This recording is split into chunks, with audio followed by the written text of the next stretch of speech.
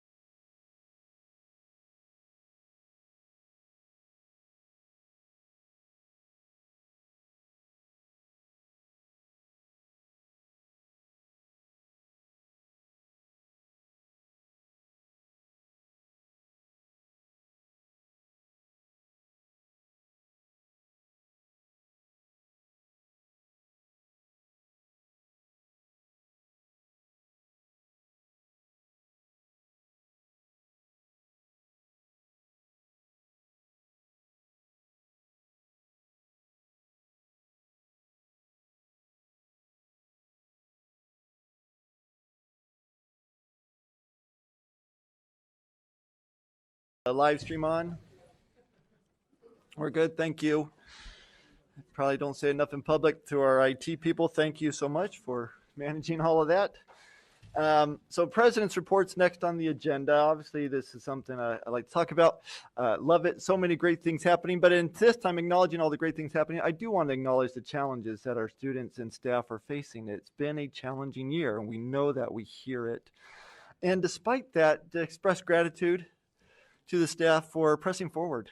It's hard to do in the environments that we're in. It is challenging. It is not ideal for education. And yet, in all that, I want to share that pressing forward. What is going on? What is happening? So I don't know how many people get, no, that's out of order. First, I want to talk about the t-shirts that I'm not donning mine. I think it's in the laundry, but I support it fully. I have one and I love it. So, and this is what Rock to Change that somewhere around 30 of our students co-sponsor with Schools Without Walls or co-plan. This has been going on for, a decade or more.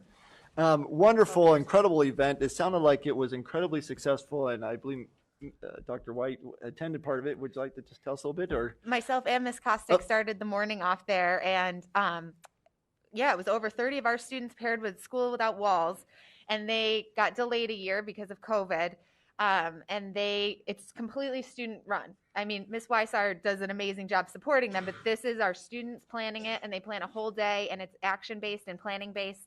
And the theme this year was the power of love over the love of power. And they just embodied it. And it's amazing to see their leadership and their empowerment, because they say to the adults, like, you're over there. Like, you'll have a session with some more other adults, but we got stuff to do. We're the kids and we're leading the way. So it's just a powerful day. Yeah, it was very impressive. And a lot of students from different schools, different school districts, were there and all working together. And that was my favorite part, when they said, no, we've got it. We don't need adults here in our discussions. And they were running it, and they powwowed, and they got together and really had good, deep discussions, and they put the thing together and all that. So very proud of them, and we wanted to show them how proud we are. Yeah, fantastic. So just, Joyce, maybe his history, how long has Rock to Change been happening? So this was their sixth straight year, 2 events each year, and it's an understatement to say that there were kids from the county or throughout. That's what I was going to say. It extended beyond. There was over 500 students. There were planned activities, ideas that each school, themes that each school would then bring back to their own schools to continue the conversation on how do we embrace the ideas of brotherhood, sisterhood, and care, ideas that we've been talking about here for years and need to continue to reflect on and engage in. So it's really a special activity countywide. And it's grown, right? It's And grown. it was outside the county. There were schools from near Buffalo that were coming to kind of see how it was run. They do a similar thing, they said, but they wanted to get an example of what was going on here and take it back to their area. But definitely outside of the county, I was shocked at like Honeoye, which is very Byron small. Burgeon was Yep, here. yep. Genesee Valley schools, a lot of schools, like you said, were just modeling and wondering to see what we were doing. In fact, we've had to limit the scope and size of it because of the venues being able to accommodate. But St. John Fisher was a wonderful host, and I think it opened up an opportunity for future events there. Great. Well, that's just the start of everything I think I can brag about, but maybe I'll try to be short. I hope you guys read your all version of the Lampion. Right? I was impressed as I was reading through it, the images of the leadership buses that went down to DC, right? And they had a picture of the kids standing out front of the FBI building. I thought they were employees, right? These guys look well dressed for the part, what they were doing. They went down there, they interviewed, they sat in. Part of this was the domestic terror group, and then we have one with the healthcare group. Participating with the FBI. There's others. There's also one because we've learned how passionate our students are about sustainability. A full-page article on page 13 of the Lampion, right, where they reached out to an Oregon high school that serves as a model, they thought, and trying to bring back what they do there in Oregon. Appreciated some of the public comments tonight pointing it out, right? About, you start small, you do what you can individually. But regardless, passion here, they wrote a whole article on it in the Lampion. So a student created a newspaper overall. It's wonderful, and a demonstration of how they continue to push forward with the support of all of our staff. It's awesome. I get to skip through that thanks to the bright spot, all the generosity. I just started making a list, so I won't go there. Career Exploration Center, not constantly, but consistently, we get news about the opportunities that are there, especially for students who want to take alternative paths. We know we are in a district with high funneling to colleges, but that's not for everybody, and there's opportunities that are put out there. I love it. The NASA representative that came to our Hunch program. I don't know how many people know about this Hunch program. I did not know about it years ago. It's always incredible to me, always so exciting to see what students are doing, and then they get to interact with NASA, get experiments on the shuttles or other things in space and get results, plan different things and make presentations to them, hoping to get those opportunities. It's incredible. We did have since we last met, right, our JP school visit. So I know that was just after our last meeting. Didn't know if anybody wanted to talk about that, but we did sit down, and this is kind of how I started. We did sit down with the mental health counselors and school counselors, school psychologists there, and had candid discussions about the challenges that are happening, right? That some of the behaviors that are manifested because of the isolation of COVID and pandemics, and all the challenges that our administration and staff are dealing with on a day-to-day for those students who were impacted the most. But it's still a wonderful visit to have students taking us around and their excitement to be there. I think that's been consistent in all of our visits, that they want to be at school. I don't know if anybody else would like to say anything about that visit, if you remember that far back, a whole month ago, right? It does feel like it was a long time ago. No, I just think the mental health, the chat that we had with them, and just, the fact that they are really trying to know each student. I think that Janice really brought that to light when she spoke. Yes, surveys are no fun in many cases, but oftentimes we can gather information that can be used. And I think in light of things that have been happening over the past few weeks as a parent, my kids come home with concerns, and I feel comfortable saying these are the supports that are at our school. I think we really have focused on that mental health element, and hopefully that will be continuing. I do remember, I can't remember which middle school it was, but one of the students who walked me around said to me, and it still rings in my ear, that the teachers there really care about them. And her statement was, they don't just ask if we got our homework done, did we read the book, whatever it is. They ask how we are. They ask how we're doing, and they want to know more about them as a person and their mental health and all of that. And I just thought, that just speaks volumes, and I think our teachers are great.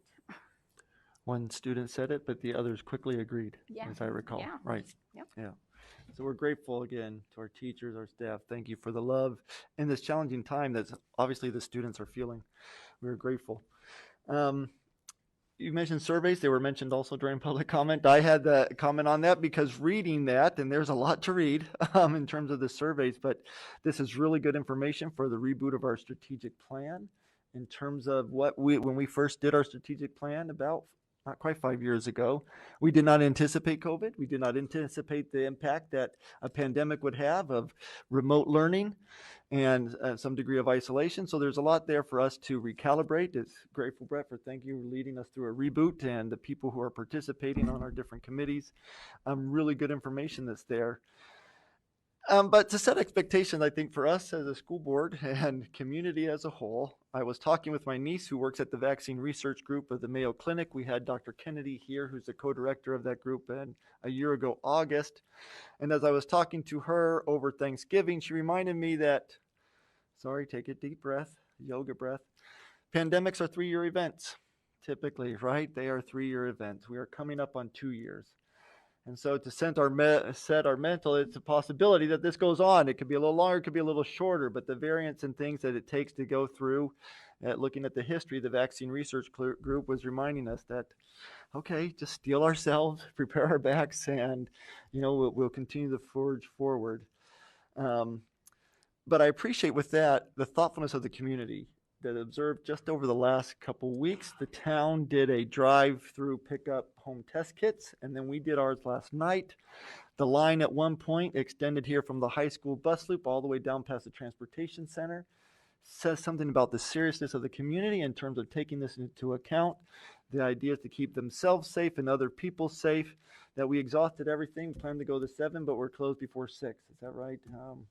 And we have more that will be available tomorrow at JP. We are going to Fairport High School. Why mess with success? JP won't be able to handle the volume. Oh, so moving it back here. Yep, and that's been communicated. We're going to communicate it again. Mess What time is that tomorrow? between 4 o'clock and 6 at Fairport High School. And then thank you to those who volunteered. I believe Lisa Christensen has helped right with that. You mentioned thank Our you. PTA has been amazing. PTA. Hands on deck, our paraprofessionals and our administrative team. We did have a few teachers out there also sharing their time so they could pass out these test kits. Yes. Can we just give a shout out to our different school building administrative staff, because there are students whose families have reached out and said, I can't get there, I can't get to the drive-through pickup, and our administrators, even this morning when we were just at JA, are on it. They're making sure those families are getting kits and making sure everything's going home. So thank you so much to them. All right. Thank you for remembering that. Yes, but those who call in, we're able to get to them as well. So thank you. I love that it's volunteer based, and that's how serious our community takes it. I love being in Fairport, so thank you all, and for a great community. It's wonderful to serve you this way.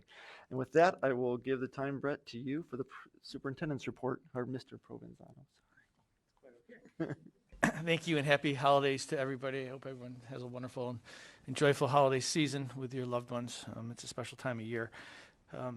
Yes, we distribute over 5,000 tests. We continue to have a clinic where we're testing hundreds of kids each day or each month, getting students back in school. We've done tests to return to school where we are testing kids who are unvaccinated and have been deemed a close contact, unsymptomatic students. They test for 7 days, really doing things differently, but our goal is always to keep our students in school in safe and healthy ways. Our masking continues to be the standard.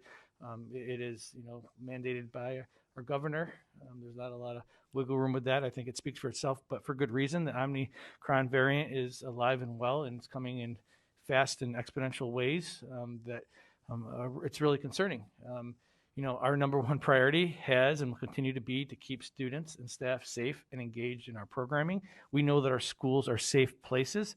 What happens is when students or staff or community members go out and about, sometimes they lose their discipline and get themselves in situations where the virus does spread rapidly. And we are living in that moment right now. Our numbers are going to continue to increase. We expect that to happen as we return from break, because that's been the trend. The big thing that we're concerned about are subs, transportation, bus drivers, subs, our school staff subs. That's the one variable that we can't control. We're doing tabletops with our transportation department, looking at all different scenarios. We've communicated to families if we have a severe bus driver shortage. So we're trying to work all the different angles to make sure we're prepared if and when that does occur. Again, trying to find subs in this environment has been challenging as well. So those are things that we're watching very cautiously, but always keeping our students and staff health and safety at the forefront. Yes, so many different things, Rock the Change, leadership trips, the Lampion, all these extracurricular activities. Our winter sports season is well underway, fundraisers, as our student advisor said, in the best possible ways. Lots to be proud of. Our student voices, we take great pride in hearing and learning from them. I was just talking to a graduate a week and a half ago and telling us of her experiences. So important to us to do and be better.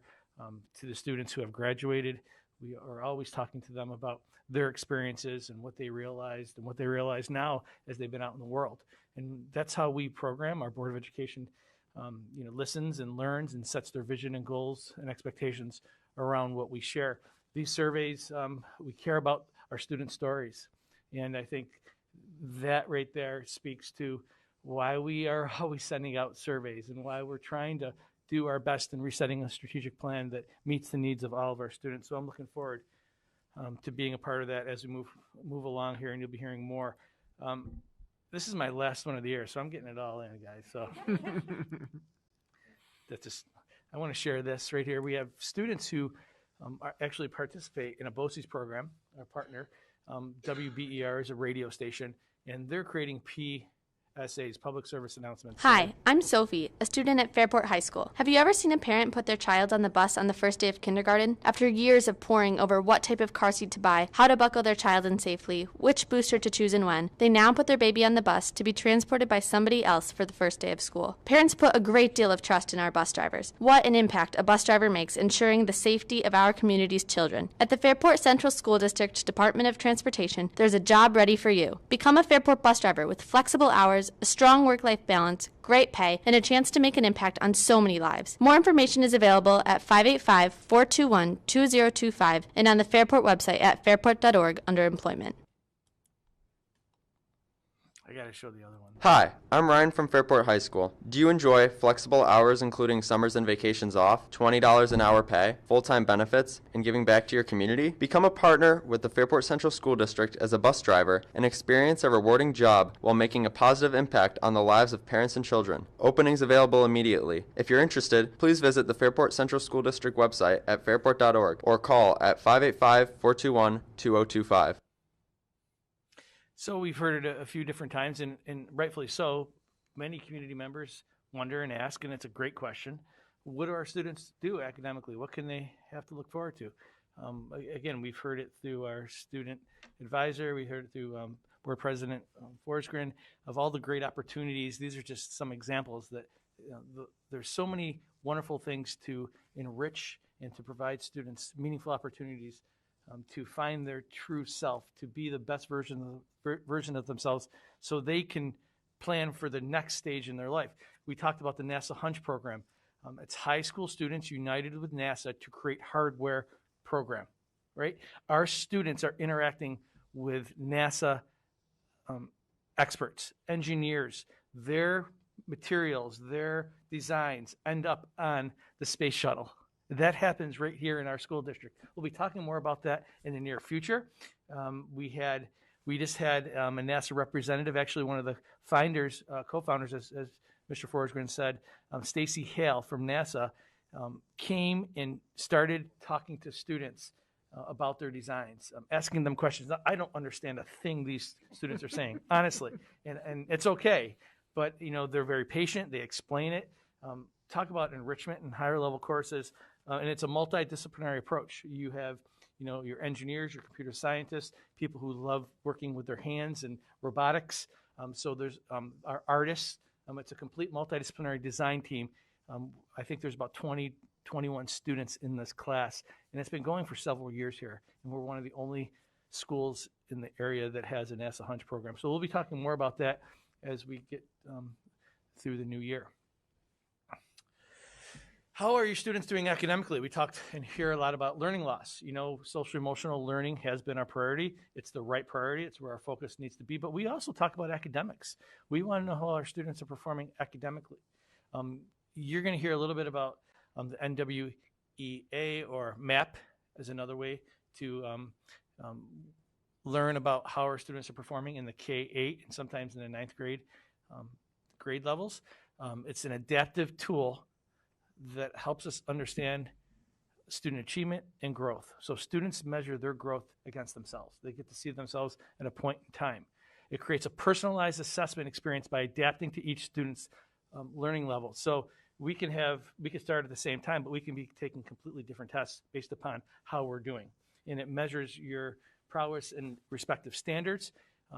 It measures precisely the growth of each individual student over time. We're going to continue to learn about MAP. How do we use it to inform our instructional decisions? And again, that's happening in K-8 and in some cases in ninth grade. That's the time frame when MAP is giving. We also hear about IXL. It's a personalized learning platform. So we get to identify where a student is academically in math and reading. It combines curriculum, continuous diagnostic assessments, individual guidance, so it coaches and talks to kids or communicates with students and the teacher and the parents about particular skills that need to be refined. How are we doing in the elementary? Well, again, NWEA was given in the fall and showed significant decrease in students who needed support services compared to last year. Now, I would recommend as we move through the year that we bring our directors in and we talk more about what this means. Actually, I'm just giving you a survey here. IXL is utilized in classrooms in 40 minutes per week to address learning gaps. Again, because we are very concerned about how our students are doing academically so they can continue to grow and meet standards. There's a new math program and literacy resources that provide consistency in instruction and expectations. We heard a student here today talk about how important it is to have expectations consistent. It doesn't matter which school you go to. As we continue to look at our strategic plan reboot, you'll see us trying to do better in this arena as well. Students are responding positively to this new math program and this new approach to literacy. We are looking to train staff, continue to train staff in the science of reading in order to better target foundational skill gaps and improve the performance of all students. Again, very explicit, tied to our strategic plan. We appreciate our directors, Ellen Reed, who's Director of Humanity, and Kristen Larson, who's our Math, Science, Technology Director, who's leading these charges. And I know that our teachers benefit from this. So, Brent, that opening statement on NWEA in the fall showed that there was fewer students that needed support services? Yeah, and it sort of makes sense because our students, remember, hit the ground running because they were in school from April through the end of the year. They started to pick up, and based upon the assessment, now it's individual, but it's also normed across the country, so of grade-like peers. So our students performed, again, it performed well. I mean, relatively speaking, always need to improve, always need to set personal goals, but that's what MAP does for us. And I think it's important that if the board chooses at a workshop that we dig into this a little bit more with our directors. I see one of them out there just now. So, but for middle school, we saw that our students showed an increase in needing a little bit more support, but we responded to that by adding some extra literacy and math lab classes. We rounded out our teams. We anticipated that. We know that that was a priority that we needed to address, and the board has been great in helping us meet the unique learning needs with literacy and math. We're really focusing on specific literacy skills. We want selected staff. As students get older, they still need very explicit reading instruction, and we're looking to train them in the science of reading so they can help their students. Again, IXL is available for students to use in class. If you have middle school students, go home and ask them about IXL. I did this with my son Sammy before I got here, and he just, why do you know about that? How do you know about that? Don't ever talk about that, right? But he knows what it is, and it's being used to reinforce important content. And we want our students to be proficient and successful in these areas as well, no matter where they are in their learning continuum. We're looking at summer booster camps to continue to give students more exposure, like we did this past summer. We will be building upon that as well.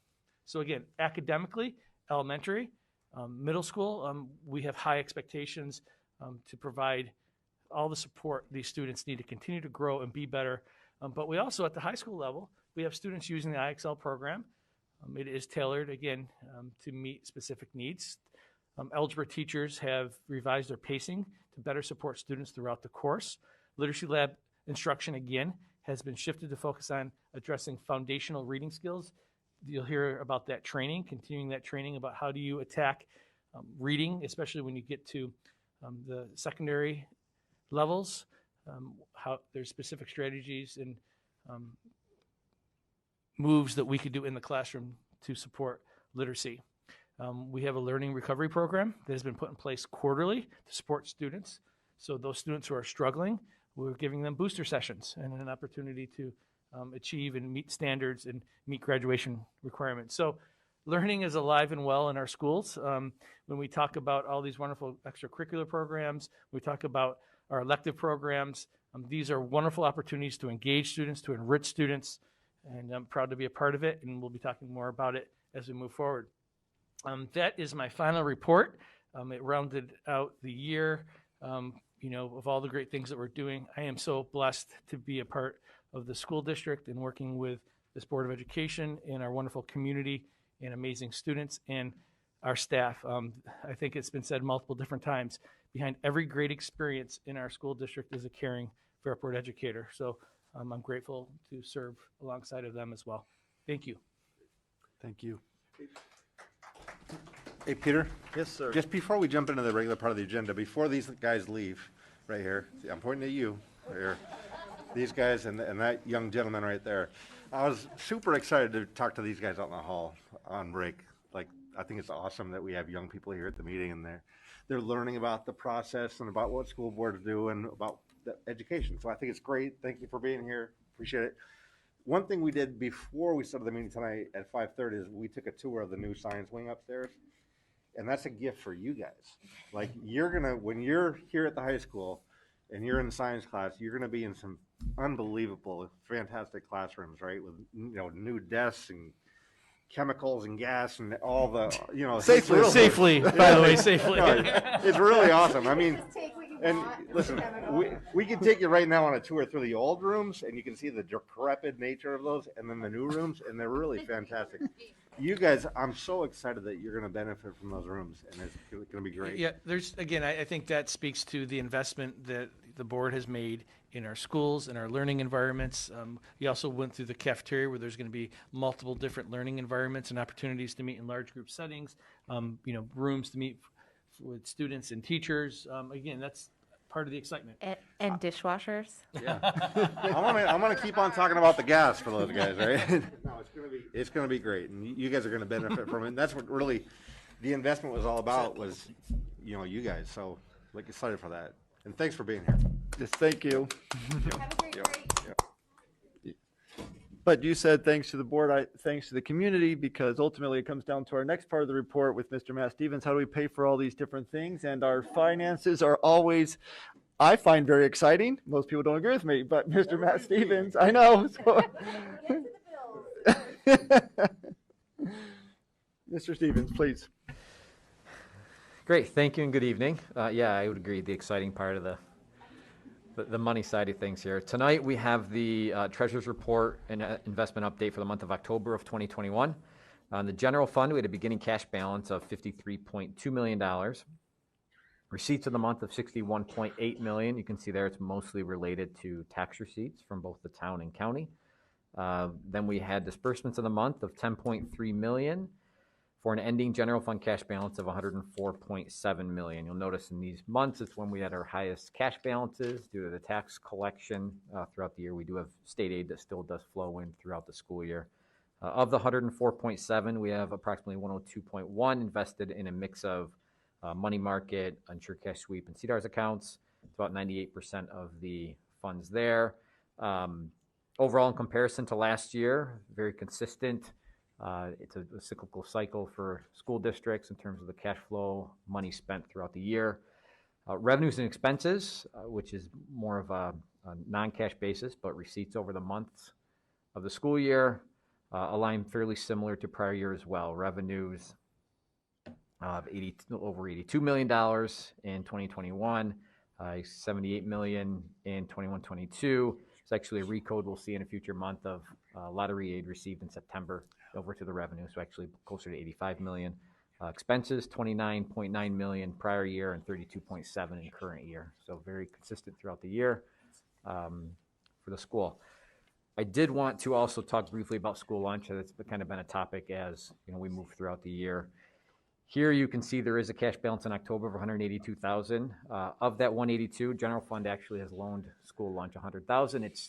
Remember this year we have it's full free lunch and breakfast through the year, which means our revenue is not coming from sales from students throughout the year in that cash flow. It's coming from the state and federal reimbursements, which can be on a lag coming back to the school district. So as we move throughout the school year, general fund will lend money. School lunch will pay money back to general fund, kind of back and forth throughout the year for the cash flow. And that is the report for October. Thank you. The capital fund, briefly, right, a lot of money in there, but we're going through that pretty fast because of all those new science rooms and cafeteria and other things that are being done. Thank you, Mr. Stevens. Appreciate the report.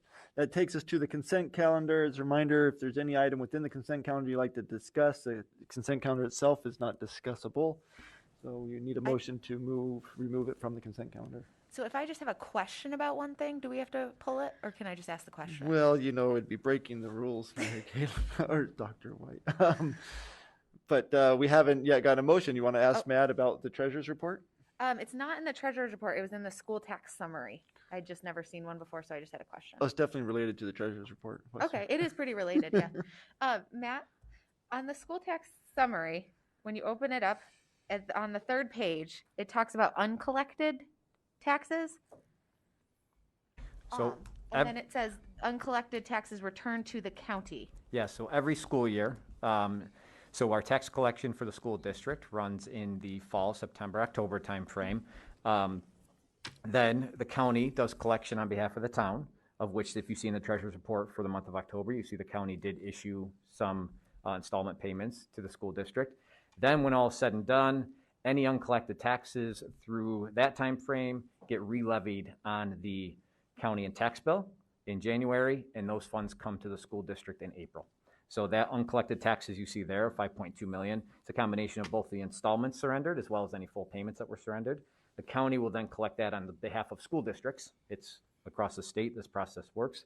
And then once that takes place, the county then issues payment to the school district in April. So you'll see come April, payment from the county for the uncollected taxes. Yep. You got it. So, it's one of the interesting things. We don't have to worry about that. They make us 100% whole, right? And Correct. the county, on that sense, has to take anything that's uncollected and carries that burden. But again, that's statewide. So, but school districts are made whole, which is nice. Yep. Good question regarding the treasurer's report. Thank you. Yeah. That's a good treasurer question. Thank you. Right. Motion to approve the consent calendar. So moved. Second. Erica, thank you. All in favor? Aye. No opposed, seeing none, 6-0. We have donations. Again, as goes along with our theme in the bright spot today, 2 additional donations to the school, a $500 donation from the National Wildlife Federation for Joanna Perrin Middle School, and a donation of a vehicle worth $4,350. So grateful to the organizations and individuals who are making these donations to us. Motion to accept, approve the donations. Marty, second. Damon, any other comments? All in favor? Oh, did you want to? I just wanted to mention that this donation from the National Wildlife Federation was from a student advocate who's tied to our sustainability committee. Again, an opportunity that gives student voice, and he received this donation as a result of his advocacy. Yep. All in favor? Any opposed? None? Good. 6-0. Personnel actions, 6A. We have a 1-year fireman agreement. We've approved multiple of these. This, I believe, Doug, right, is a replacing one we already had, a replacing mint staff. Yeah, we had a mid-year leave, and it's just a replacement, and then we need to renew the agreement. Right. So, yep. So motion to approve the fireman agreement. Joyce, second. Erica, any other questions related? No? All in favor? Aye. No opposed? 6-0. Instructional action items, 6B, motion to approve the instructional staff actions. Joyce? Mary Caitlin, thank you. Second. Questions or comments here? So I see we were able to recruit 3 retired Fairport teachers to come back as subs, and we got 5 new non-certified subs. How we increased the pay last month, how is that doing in terms of any movement for sub recruitment? Doug, do you want to jump on that? Yeah, so we obviously just raised those rates. December 1st was the effective date, so we're not real far into it. So we don't have a lot of like hard data, but just based on looking at the number of applications that have been coming in for my review and the number of potential resignations, we're definitely getting some more. And it's nice to see anytime there's a month, there's more appointments and less resignations, to the good for subs. So I think it's helping that in combination with college students being home now and able to sub. And one of the things we did as far as promotion was get it out there to really make sure that people understood that you didn't need to be a certified teacher to sub. Although our standards are higher than New York State standards for teacher subs, you just need to have a bachelor's degree or be on the path towards teacher certification. So our uncertified teachers can sub 90 days due to the COVID flexibility, where usually it's 40 days. And then certified teachers can sub, an unlimited amount. So we wanted to make sure that people understood, just because I don't have a teaching certification, I do have a bachelor's, or I'm retired. Like I just approved an application earlier today for a retired engineer from Kodak. He's not a certified teacher, but he wants to sub for us.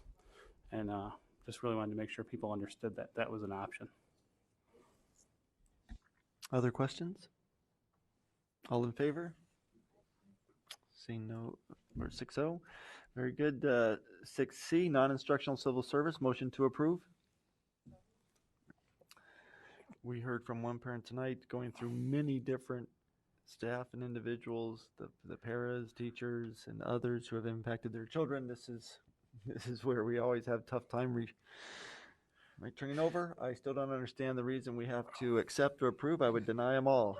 We say no. I know. Well, we talk about, essential staff, and we really know what essential staff means over these past, 20 or so months. And these are culture carriers. These are individuals who step up and, join the Fairport family, and they're sorely going to be missed. But, it's exciting for them, but it's going to be hard to fill their shoes.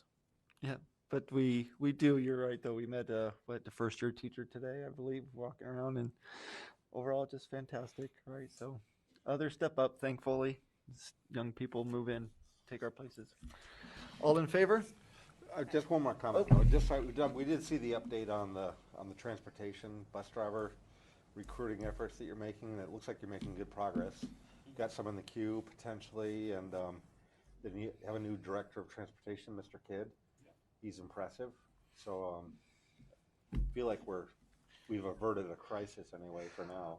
Well, knock on wood, and for everyone that we get, we do have retirements in the pipeline. Those retirements will be effective in January. It does take several weeks to onboard a bus driver, and some people begin the process and say, "Yeah, it's not for me." So, out of the 20 interested applicants or potential applicants, it's growing. I think the last count was 6 who we've confirmed. And we have 3 or 4 more in the pipeline to get them driving buses. Yeah, great. I think we voted those, so that's 6-0, right, on that. So 6-0, Pam. And then finally, under personnel actions, athletics, motion to approve athletic staff action. Marty, thank you. Erica, second. Questions or comments here? No? All in favor? Aye. 6-0, no opposed. All right, presentation. We did get this a little earlier in terms of live, but I love the presentation. Kevin Arletta from Campus Construction, please come forward. I'll give you this right here. Thank you, Kevin. See if I can find this on the screen. I can't see.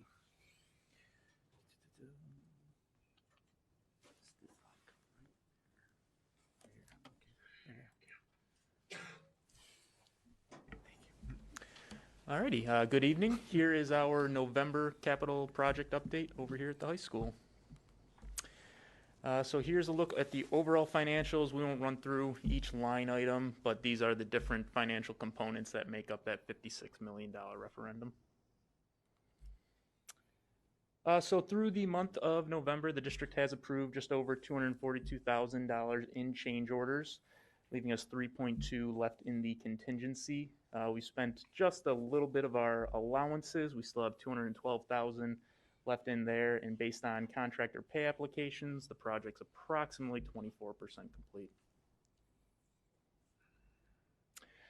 Looking ahead over here at the high school, work activities going on, starting on the first floor in the kitchen cafeteria. We're going to continue that framing and drywall work, along with the mechanical, electrical, and plumbing rough-in, and then begin the kitchen hood duct install. Moving up to the second floor, we're going to be wrapping up the casework for the 2 rooms we're preparing to turn over, and then start taking the next set of rooms and start beginning demolition of those. And then out on site, we're going to be continuing the installation of the stormwater chamber system. So here's a look at the first concrete pour in the kitchen cafeteria area, and then up in the top right corner, that yellow shaded area is the area where they are pouring in there. It's old news by now because they saw the. It's it loses its flair a little It's bit amazing here, how but much different it looks now, even Yeah. right a month later. Very sturdy to walk on. yeah. Yes, it's not. So yeah, all in all, it was a little over, I think, 325 cubic yards of concrete poured for this floor slab here. And here's our final pour. And then just looking around, also our HVAC contractor's been getting a lot of his duct work up, along with the piping, the insulation work associated with that.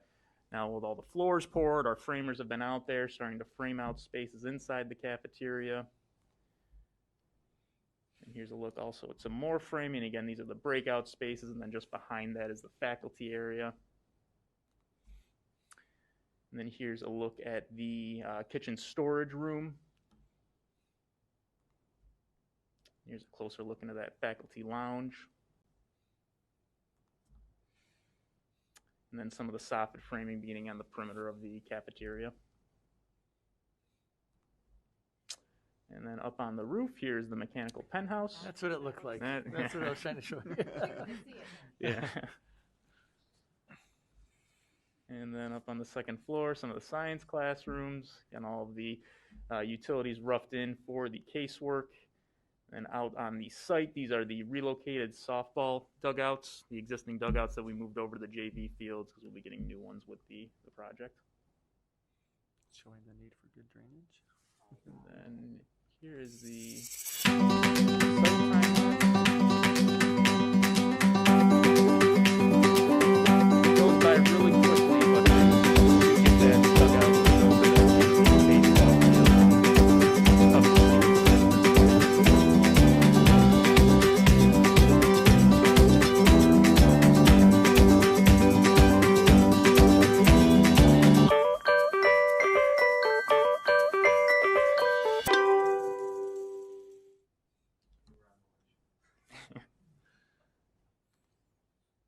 And then here's what we got in the kitchen cafeteria. A lot of concrete work here to begin.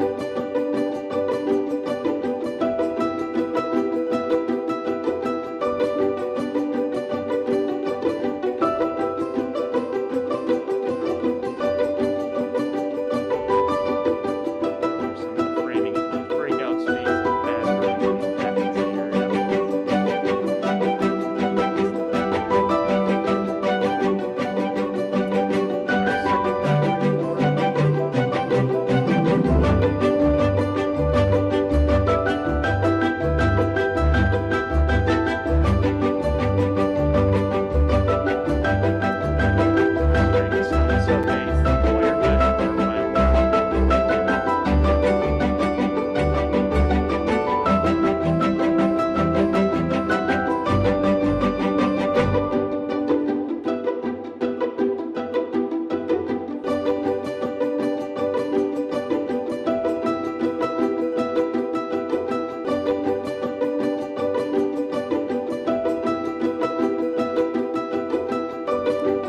Framing begins and the spaceship starts to take shape in different areas.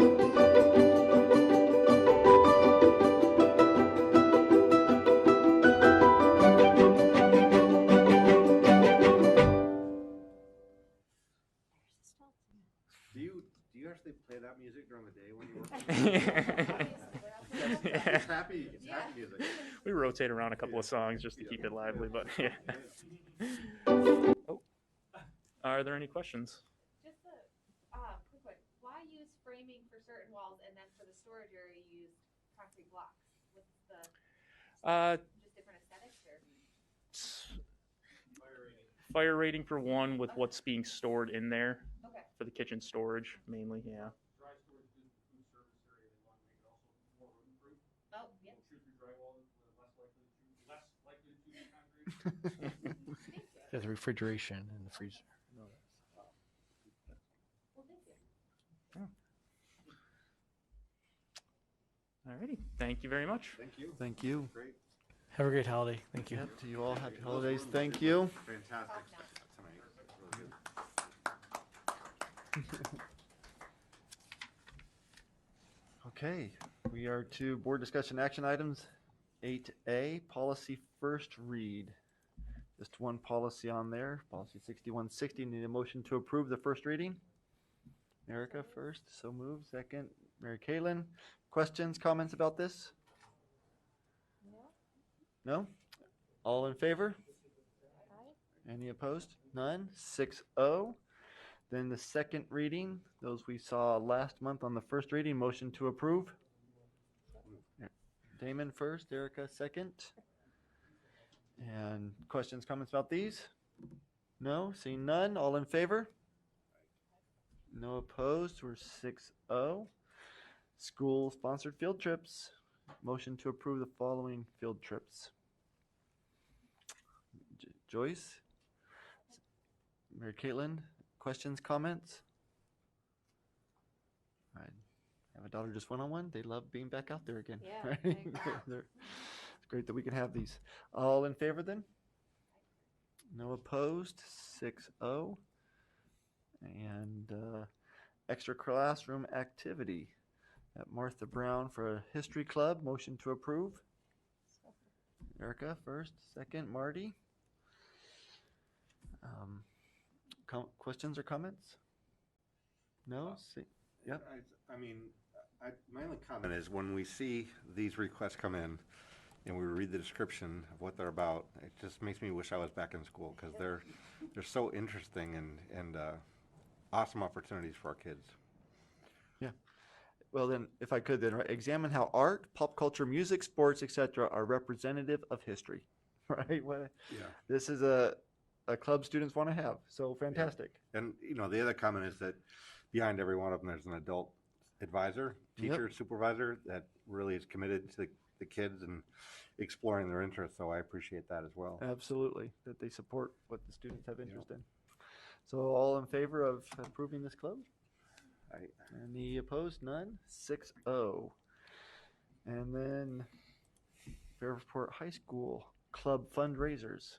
Got a hint of this tonight, right, from our student advisor. Motion to approve the fundraisers that are attached. Erica first, Marty second. Questions or comments? No, seeing none. All in favor? No opposed. 6-0.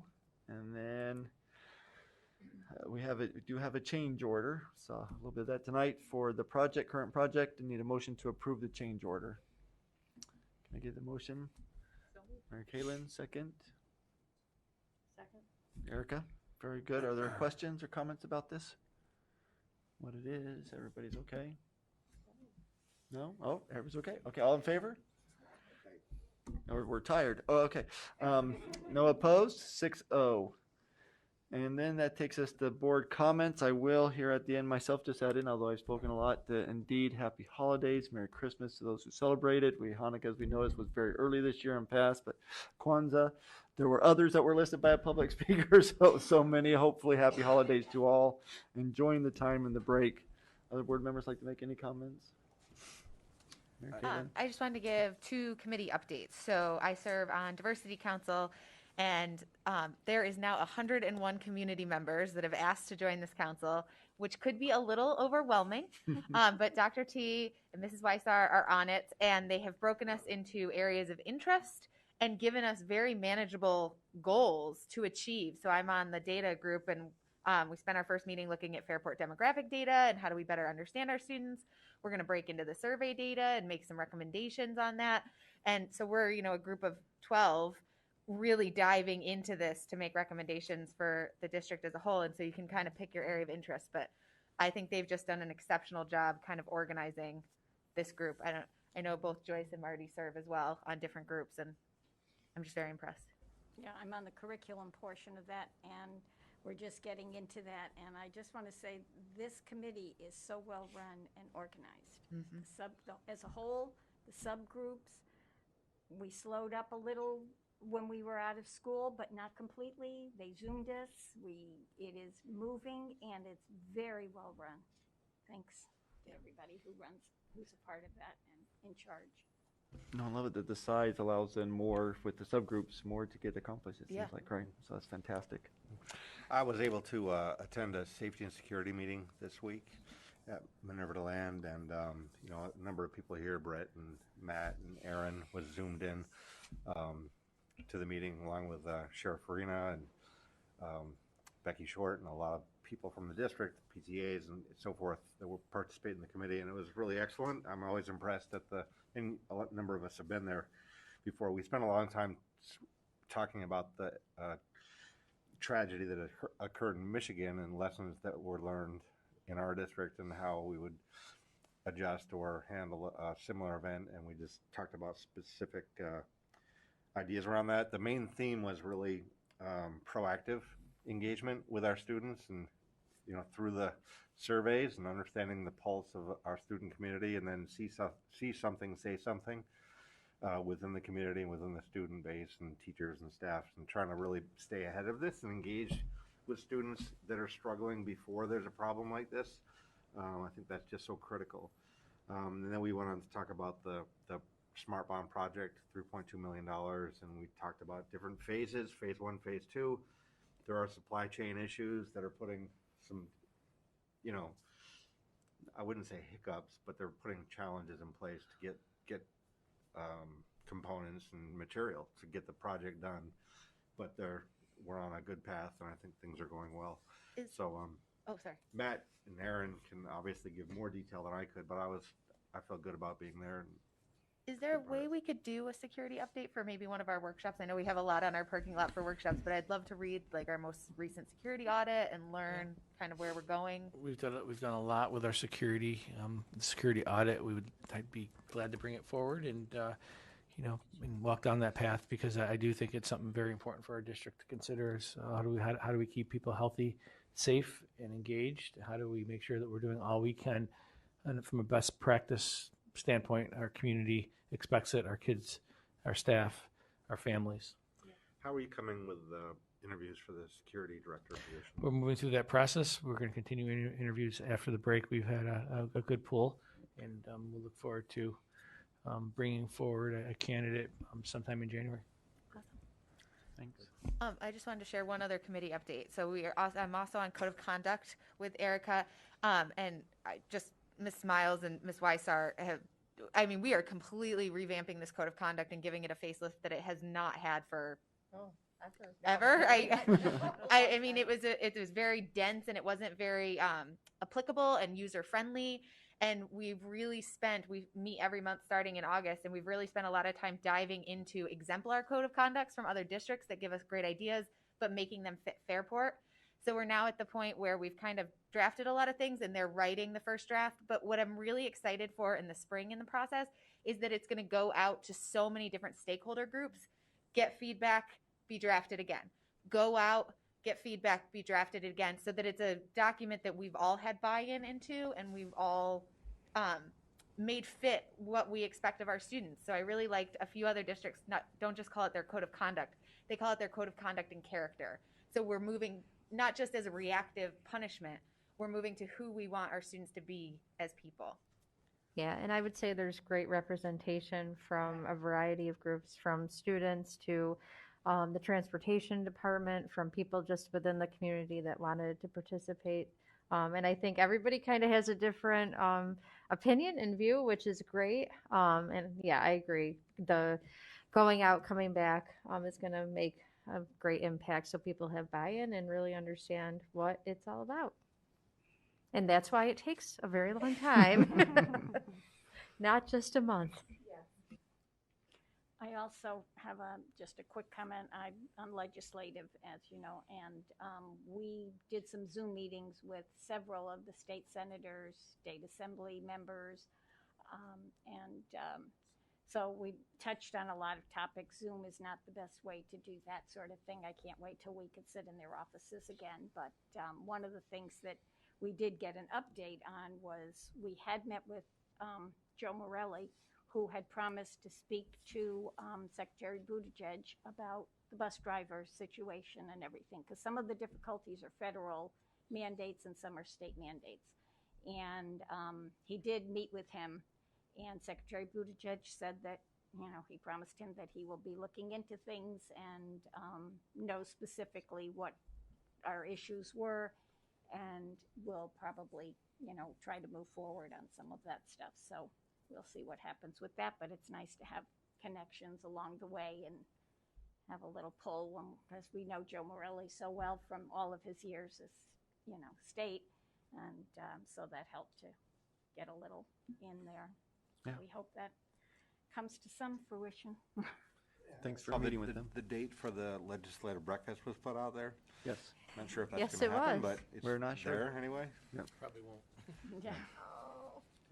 I know, I hate to see all these cancellations again. Well, maybe we'll be able to. We'll Yep. have to just. We can have a wait Zoom and see. breakfast together. We'll I see guess, though. so. Yep. Keep it on the calendar, first Saturday in February. And we'll see what happens. Yep. Anything else? No, thank you all for those committee updates. Appreciate that. I generally think I gave you opportunities earlier, and I'm sorry I overlooked that. Then we are ready to move into executive session. We do not have any intention or reasons to make a decision after executive session, so when we come out of exec session, we will adjourn the meeting for the night. So motion to enter into executive session? Keelan, Damon, second. All in favor? Thank you all for attending tonight.